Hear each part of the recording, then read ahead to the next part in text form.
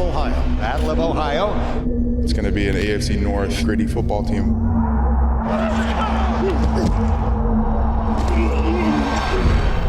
It's an AFC North game. You know, we got to bring our hard head and be ready to play physically. Break the tackle. Touchdown!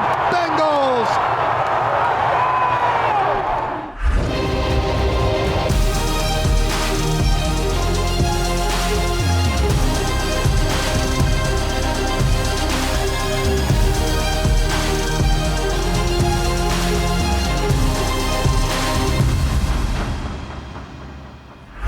Three games to go in the 2024 campaign as the Bengals hope some holiday magic will help propel them to a postseason berth. Welcome in to Bengals Weekly. I'm Marisa Contipelli. It'll be an orange and black takeover at Paycor Stadium for Stripe the Jungle as the Bengals look to push their win streak to 3 against one of their oldest rivals. So as we get you set for round 2 of the Battle of Ohio, we sit down with T. Higgins, who takes us into the film room to break down some of his top plays as a Bengal. NFL Films' Greg Cosell joins the show to preview Browns versus Bengals. And on Countdown, I'll tell you what the defense did against Tennessee that hadn't been done by a Bengals team since 2018. But first, the Bengals went down to Nashville needing another road win.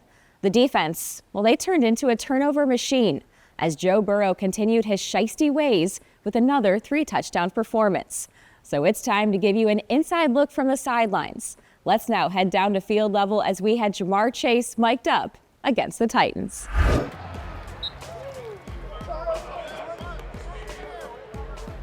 I'm over here being his bodyguard like this. Make sure he good. Wow! Is that with your boy? Is that with your boy? What's up, bro? What's up?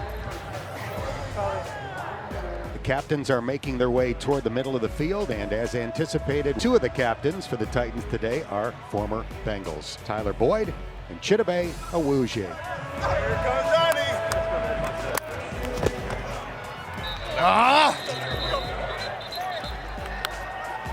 Woo! Burrow has the ball, looking left, fires, caught by Chase, middle of the field, 30-yard line, sprinting to the 25, lowers the pads, and gets tackled at the 20. Threw that penguin at me again, huh? Penguin's flying out there, boy. Burrow in the shotgun back at the 11. Joe extends the hands, catches the ball, back to throw, looking, still looking, now backs up, gets away from a hit, still looking. Escapes another hit, throws into the end zone, touchdown to Chase Brown. Like Houdini back there. He is Houdini. I don't know how the he gets out of half the. He's Houdini, bro. Wow, Mike Hilton just told me the DB's got more catches than me. That funny, Troy? Laughing at me. Got like 5, 6, 7. Look at this guy. But it's so lucky, bro. Bro. No, bro. I know you too much. You done taught me everything. Tito, you don't think I know you? So, you ain't got Snead and Cheeto to stop me, huh? Yeah, that's the idea, bro. That's what happens. That's what happens to you guys, man. When you're not good, that's what you got to do. It's good to see you again, man. It's good to see you, bro. I'm proud of you, man. You're Appreciate playing that. Thank you. I hope you win every award there is. Appreciate that, Khaled. Yeah, man. Appreciate that, man. Nice seeing you. Good to see you too, man. Yeah. Hey, oh. Back to the crib. Nice flight. Nice flight. Back to the crib. T. Higgins found the end zone in his home state last week, adding another touchdown in Nissan Stadium to his resume. And when you look at T's plays over the years, he has had some iconic moments as a Bengal. So we thought we'd bring him into the film room to give us a breakdown. 4th down and 2 at the 42.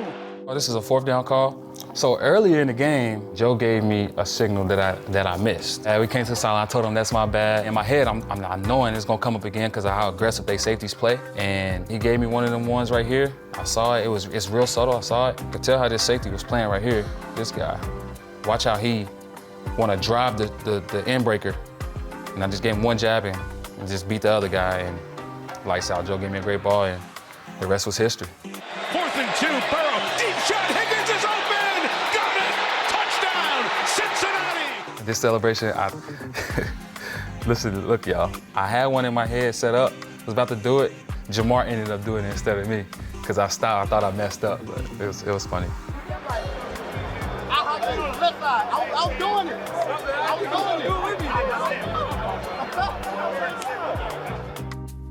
I think we all know this play right here. This is probably my best play as a Bengal. Fourth quarter, this is the go-ahead touchdown to win the game. Got to make a play right here. I had a corner route, and this guy has a out. I see that this guy ended up not staying with me, and I honestly don't know what he was doing. I don't know if he had the deep over here, but I know he's locked in on Andre. So I see that it's a busted coverage kinda. As soon as this guy stopped, I got leverage on him. You know what I mean? Because I'm going here. He's playing catch up. But the whole time, I'm thinking this is gonna be wide open, but Jake ended up getting pressure, so he had to scramble and get out of the pocket, and he just said, F it. T's up there. Browning scrambling right, in trouble, throws it off his back foot toward the end zone. T. Higgins wins a jump ball. Touchdown! He twirled it behind his back where he couldn't see and held it over the pylon for the score. I also kind of know where I'm at on the field, so when I catch it, and I'm not gonna lie, I was just trying and just hoping that it was gonna be a touchdown. I reach back, I catch it, keep my feet in bounds, and just reach back. And y'all know what happened, touchdown. That was nice, I ain't gonna lie. That was touchdown, bro. Up next, we sit down with our Walter Payton Man of the Year nominee, Orlando Brown Jr., who has fought to bring awareness and education about type 1 diabetes. Stay with us here on Bengals Weekly. Bengals Weekly is brought to you by Kettering Health, the official healthcare provider of the Cincinnati Bengals, and Paycor, proud to be the official HR software provider of the Cincinnati Bengals.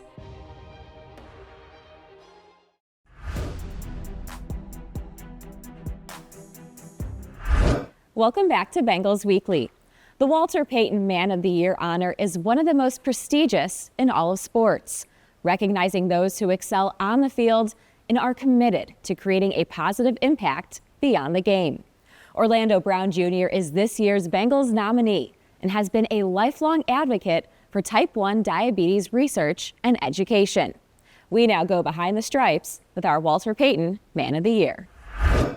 It's just always kind of been instilled in me. My dad was very involved in the community in Baltimore and Washington, D.C., where he was born and raised. My mom always made sure that we would give our clothes back to Goodwill or take coats to the homeless. I always found comfort in allowing others to know that they're not alone, no matter what they're going through. Type 1 diabetes is an autoimmune disease. When my brother was diagnosed at 8, we had a little bit of familiarity with it. It was a very hard time on our family, but I think the most important thing that we did is we stuck together, especially for my brother during that time. In 2023, Orlando reached out to us as he was coming to Cincinnati, and that was the same year that he became a Breakthrough T1D ambassador. Orlando's voice and his family story have been critically important to raising awareness around early detection. Oftentimes, type 1 diabetes is misdiagnosed, which can lead to serious complications. My father passed away of ketoacidosis, which is the form of a diabetic coma. Unfortunately, he did not know that he had it. It was sudden, for my family, but, maybe if he had gotten tests for antibodies, we might have been able to get ahead of it. Last year, Orlando joined our T1D youth delegates in Washington, D.C. to educate lawmakers about type 1 diabetes and to urge the renewal of the special diabetes program. He has recorded informative PSAs and made several local and national television appearances, all to raise awareness for type 1 diabetes. So I think people often identify with others that have type 1 diabetes or family with type 1 diabetes who get it. It's a hard disease sometimes to understand unless you've lived with it or been around it. And so I think having someone to look up to who's out there advocating and raising awareness, I think it helps families understand that, they're not alone. Can I come in? Go, absolutely. So guys, my brother was diagnosed when he was 8. That's kind of how I got into it, man. Just kind of seeing how my mom and my dad were affected by it. Just keep doing your thing. No, it's not easy. You provide is wonderful too. Of course. Thank you for your time. Of course. Being able to express my voice, letting others know that they're not alone, letting someone's brother know that, hey, you aren't the only one going through this, someone else has been through it. And I'm the oldest in my family in terms of my siblings. And so it's always instilled in me to be the caretaker and to be the leader of the household as much as I can be. For me, man, it's always been, I feel like my job to protect. Of course. Yeah, no, this is awesome. That's what it's about. Yeah, we appreciate I'm thankful to be able to get back like this. He gives up a lot of his time to make sure, particularly in association with diabetes and all the stuff that he does that's known or not known in the community, it's been substantial. And so he understands he's been given a lot in his life and earned it all and takes the opportunity to give it back. When you're around him, he raises your energy level. He raises your confidence level. The more guys you got on a team like Orlando, the better. Making people around him better is important to him, and so I'm thankful he's on our team. You know, obviously having a positive impact here on the community in Cincinnati is very important to me. I'm very thankful, man, that this city has taken me in with open arms. Oh, really?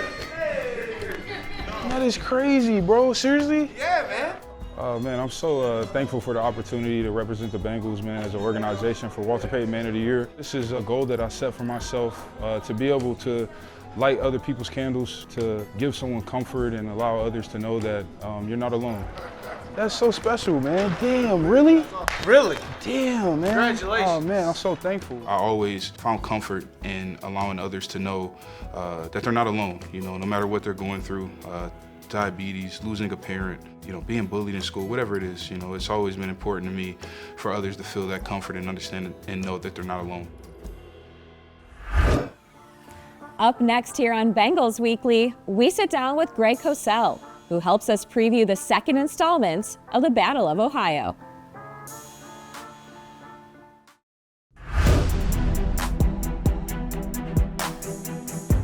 Welcome back to Bengals Weekly. It's round 2 of the season series of the Battle of Ohio, as the Bengals look to keep their win streak and playoff hopes alive against Cleveland. Greg Cosell has been covering the league for decades, and he now joins Dan Horde to give us his preview. It is always a highlight of the season to visit with the great Greg Cosell from NFL Films and the ESPN Matchup Show.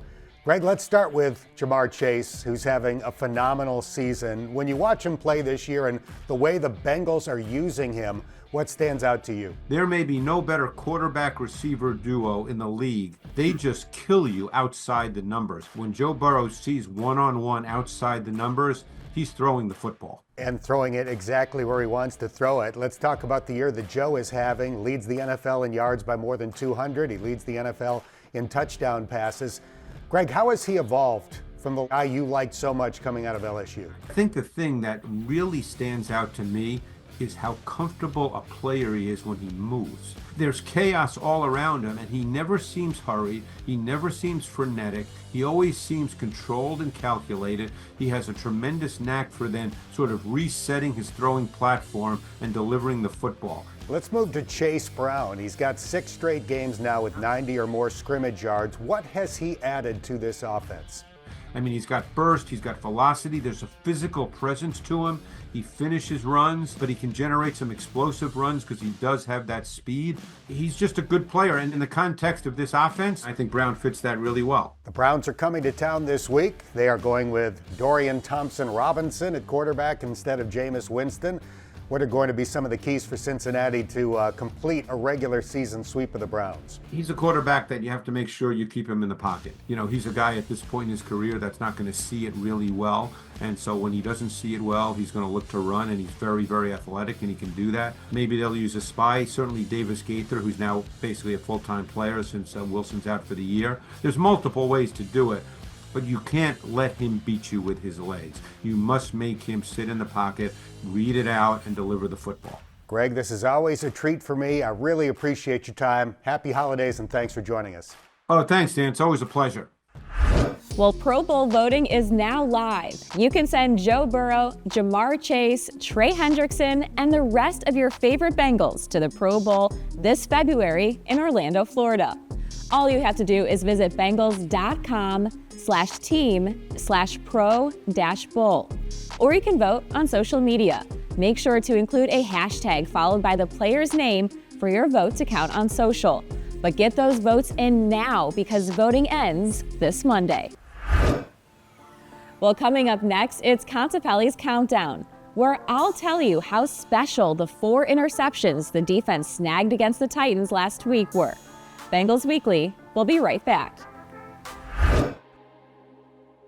Bengals Weekly is brought to you by your local Kia dealers. Visit kia.com to discover movement that inspires.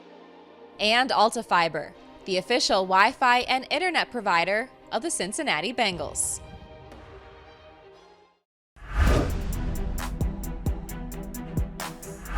Welcome back to Bengals Weekly. The Bengals had stars in their eyes on Broadway as the defense forced 6 total turnovers in a must-win game against the Titans. But it wasn't just Trey Hendrickson making headlines. It was the secondary, as Lou's crew did something that has only happened 7 other times in Bengals history.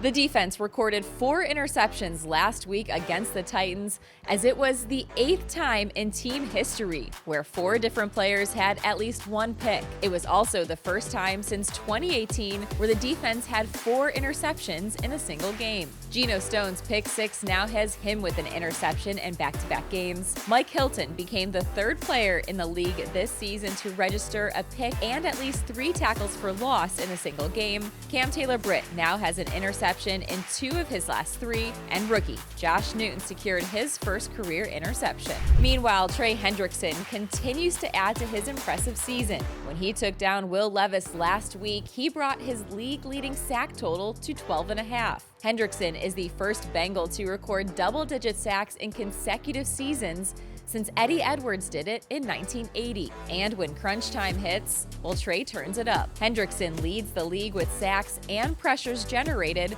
in the 4th quarter and overtime. Now, last week, Joe Burrow set a new team record, breaking his own mark for most touchdown passes in a single season, as Shiesty is now at 36 and counting. This season, Joey B also became one of only 5 players all time who have thrown 30 or more touchdowns in 3 of their first 5 seasons. Burrow also looks to continue his streak of tossing 3 or more touchdowns in a game, as he has currently done it in 6 straight. And one of the big men up front blocking for Joey B has been Amarius Mims. The rookie is coming off of arguably his best game as a pro, registering 42 pass block snaps with just a single pressure allowed. Mims has also put up his 2 best PFF pass blocking grades in 2 of the last 3 games. And this week, the Browns come to town for part 2 of the Battle of Ohio, as Cincinnati looks to sweep the season series. In their Week 7 win, the defense held the Browns to 14 points, along with keeping Jerry Jeudy in check. The receiver had just 1 catch for 18 yards on 6 targets. The Bengals have won 3 of the last 4 against the Browns, including the last 2 right here in the Queen City. Contipelli's Countdown is brought to you by your local Kia dealers. Discover what happens when rugged capability meets true performance. To learn more, visit kia.com. Kia, movement that inspires. It's now time for this week's Kettering Health Fantasy Report.